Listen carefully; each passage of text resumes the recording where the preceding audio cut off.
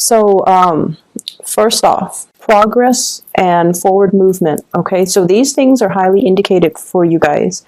We are heading into Scorpio season. So, by the way, happy birthday for those who are celebrating. I forgot to wish you guys a happy birthday last week when I did the weekly reading, so I apologize for that.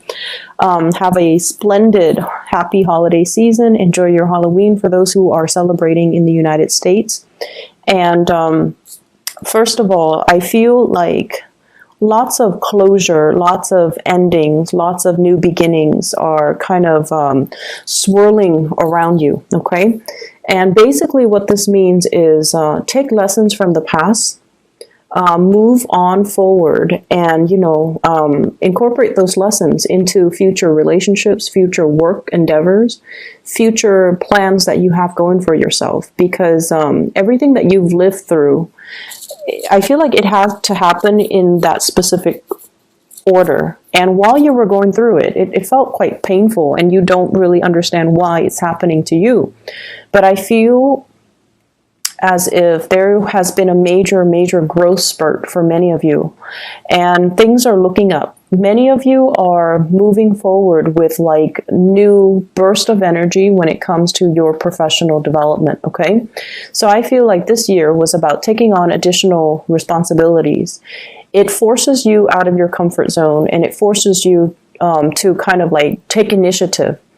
Gone are the days where you just kind of sit back and wait for things to fall on your lap, like projects, clients, opportunities.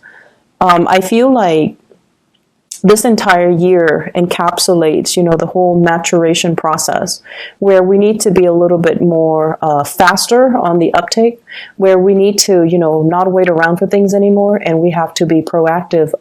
If we want to make changes, we have to kind of get out there and grab opportunities as they come in. So the time to kind of sit back and wait for things, it's done and over with. And I feel like many of you have come to the realization that time is ticking. Life is slipping away. If you're on the sidelines of life, if you have been, especially on the more passive end, I see many of you looking at your hands, and the hands are a major indicator when it comes to aging, because we do everything with our hands. I see many of you looking at your hands, and you're just like, I'm getting older.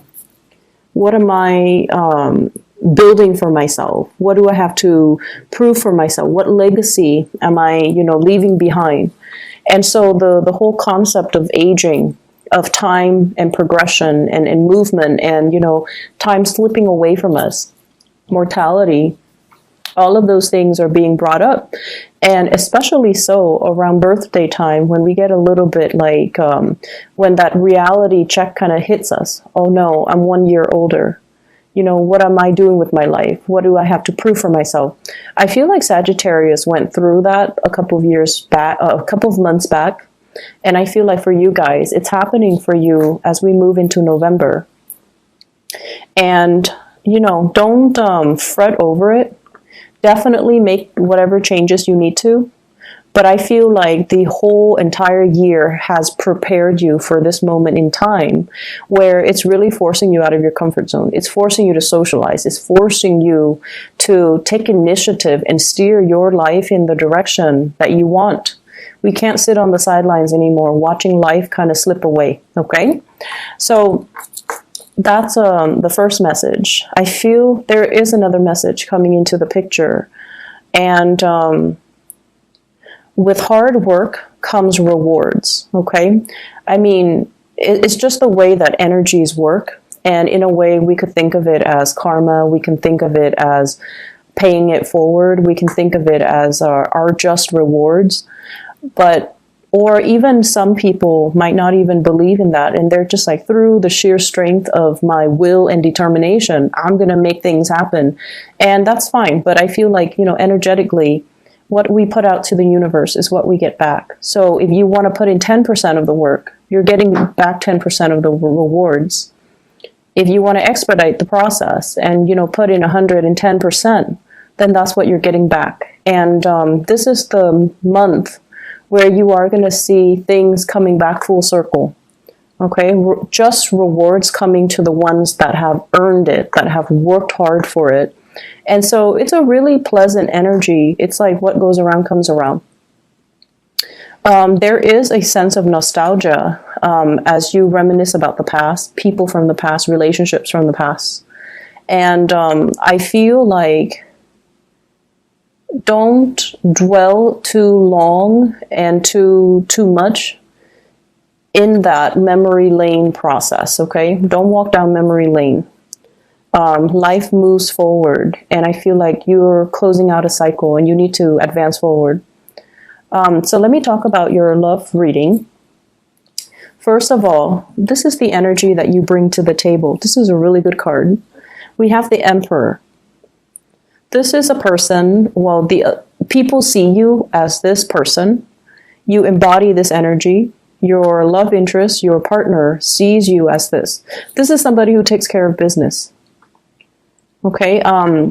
No matter what happens around you, you're very, very calm and collected and very stable. And whatever chaos is happening around you, you handle it with a lot of ease, okay? So from an outsider's perspective looking in, you're reclining and you're relaxed and you look into the future. You're not looking into the past. I usually think of, the past as looking in the other direction, but you're looking to the future. You're anticipating certain outcomes. You're anticipating certain courses of action. You're anticipating, everything that I've worked up to now. This is how it's going to play out for me for the next few years.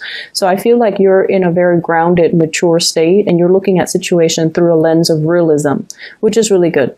This is someone who's very serious-minded. Okay, they don't really have time for relationships and silly lovers' quarrels. I feel like the big relationship issues are the ones that are actually big.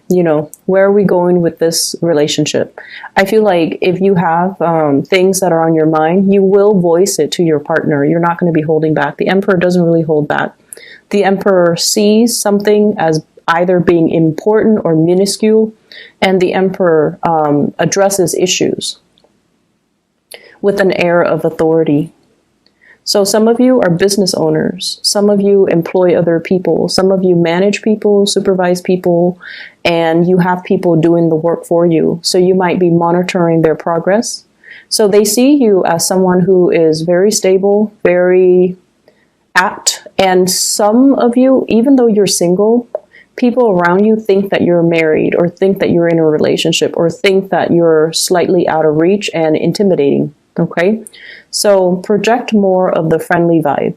I feel like for many of you, the past few months, you have really buried yourself in the work arena to kind of get over, to learn things, to master your craft and your skills, to hone in on your skills. But I feel like there has been some recent disappointments in relationships. And you use work kind of like as a therapy to get away, to kind of forget, okay? So you might have turned into a workaholic mainly to not think about, some disappointments in your love life. How your partner feels about you. This card can go one of two ways. This is what I call the heartbreaker. Somebody who has recently broken up with somebody and is still mulling over that past relationship. Someone who's dealing with regrets. Or they see you as a heartbreaker, somebody who breaks hearts, who goes around and, dates many people, dates many beautiful, beautiful women, or date many good-looking men, and breaking hearts all over the place. Not that you're a player, not that you're running around on people, but I feel like you're looking for love and you want somebody that meets certain standards and criteria. The Emperor looks for his or her counterpart, which is the Empress. So I feel like you have high standards and certain expectations about who you want to incorporate into your household, into your dating life, and who you don't want to. So when you're going around meeting a lot of, just attractive people, but they don't really have a lot of substance, you're not really going to go with it, okay? I feel like with many, many Scorpios, the people that you're dating, they don't have to be the most beautiful, attractive people, but they have to have something admirable about them, something interesting, something going on in their lives. They can't just be, you know, the trophy wife, the trophy husband, the trophy eye candy. That's not going to do it for you long term, and you're aware of that too, because you want something substantial and you want a deep connection and you want somebody who's on your same level. So I feel like you guys, if it were just, you know, a fling, a one night stand, a short term relationship, it doesn't matter who you date. But if it's somebody that you take home to meet the parents, that you introduce around your friends, that you bring and incorporate into your household, that you plan a future with, you're not going to be dating somebody who's just eye candy. You have a few people that are around you that are like this, you know, a little bit more on the superficial end, wanting superficial conversations and relationships. And I see you looking at that and kind of saying no to it. Giving them kind of, you know, taking a step back from them just so they don't get mixed messages, and doing you, like focusing on yourself, focusing on your work and your financial situation. But I definitely feel for many of you, you've come out of some bad relationships or some bad situations, and you're trying to get your life in order. I have the Wheel of Fortune, and this is, you know, things coming back around. So be careful about exes. The energy of exes coming into the picture, ruminating about the past, wondering about, you know, what ifs, with past energies. Okay, lesson learned, move forward. Okay, the person that you're dealing with, this can be a partner or this can be somebody that is interested in you. And I feel there is somebody interested in you. We have here the Six of Pentacles.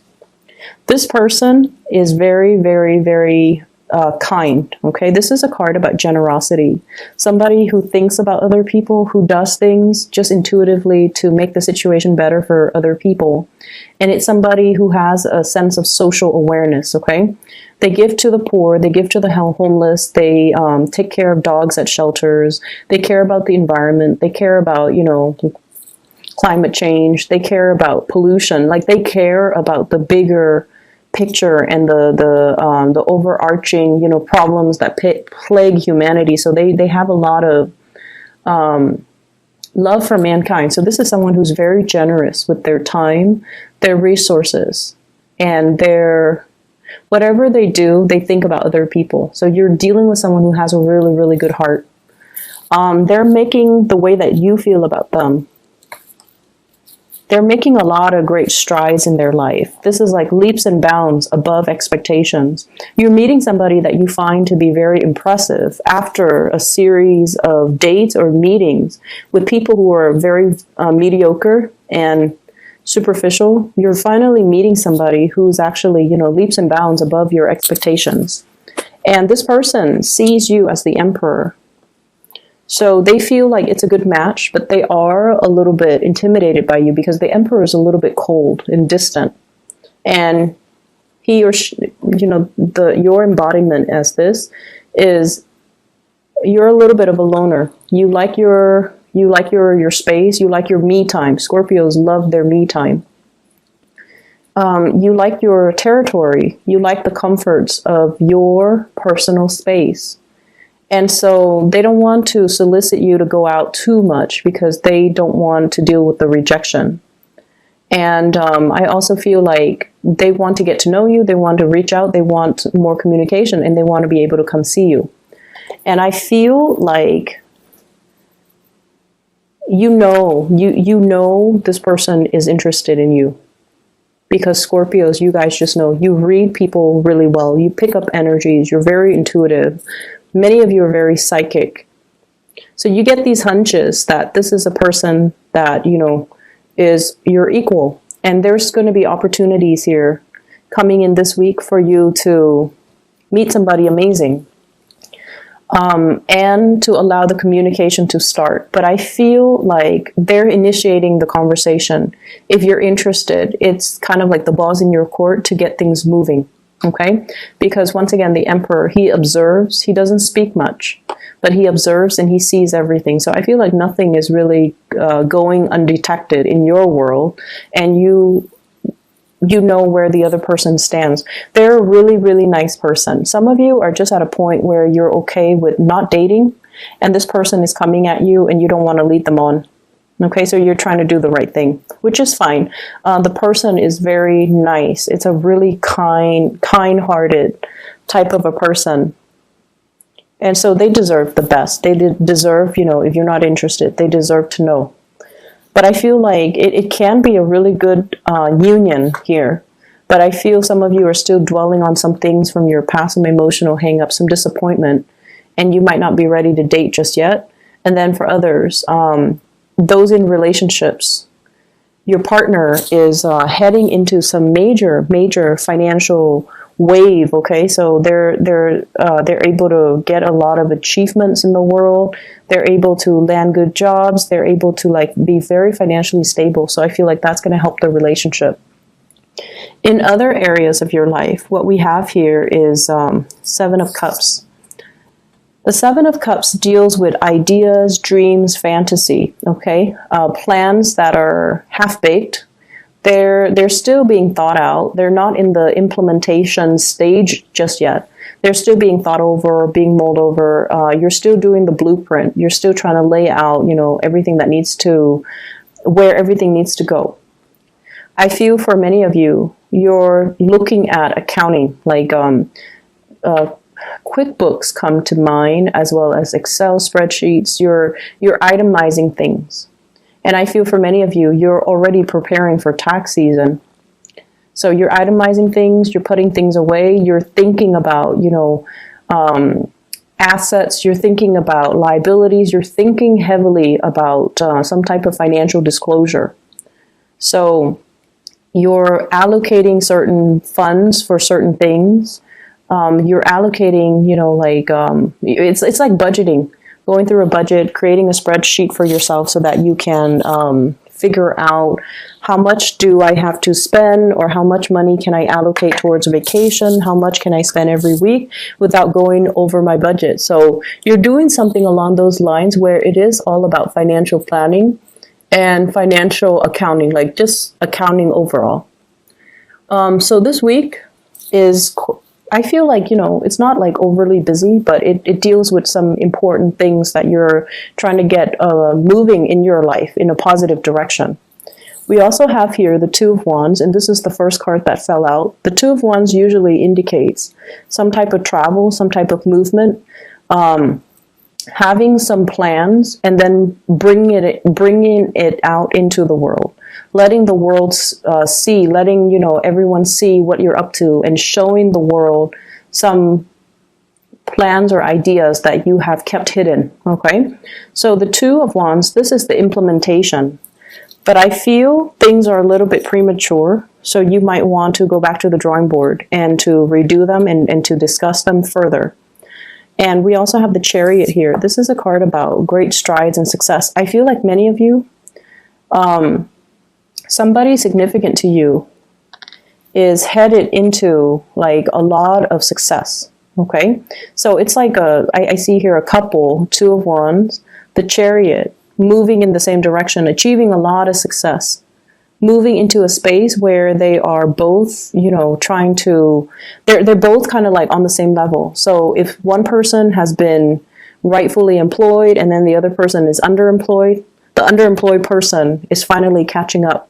So income levels, power dynamics in relationships are really balancing out.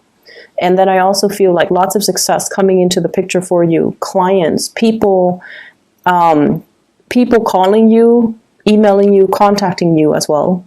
Can you do this? Can you do that? So you have a lot of options, a lot of choices to choose from. Which project do I take? Which one do I do first? And you're kind of in high demand. So multiple people can come to you. Can you do this? Can you do that? Can you help me with this? Not that they're not paying you, but I feel like it's a part of your responsibilities. But you have many, many options that are on the table for you. For some of you as well, there are plans here with the Hierophant, family planning, wanting to expand the family unit, wanting to get into a bigger house, I'm seeing for some of you. Getting into like, so for example, you're thinking about getting into a bigger house first before you have a child. I also feel as well family planning, and that also includes you know, if mom and dad are getting older, do we move them into a retirement home, or do we take care of them? So I feel like some of you might be dealing with elderly parents, elderly grandparents, that you are having to kind of take care of, they're a little bit more reliant on you. And they're going to tell you about, you know, what their plans are when it comes to retirement, or when it comes to them getting older and they're no longer as mobile and agile as they used to be. And what are the contingency plans? Like, do they want to go to a home? Do they want you to take care of them? So lots of family planning in general, estate planning too, coming into the picture. And so all these ideas, all of these plans are percolating around you. But in terms of being able to do anything about them, I still feel like your plans are being held up by other people, okay? So it's like calling the client and then waiting for feedback, playing phone tag, and not being able to make a move, not being able to see that financial payout just yet.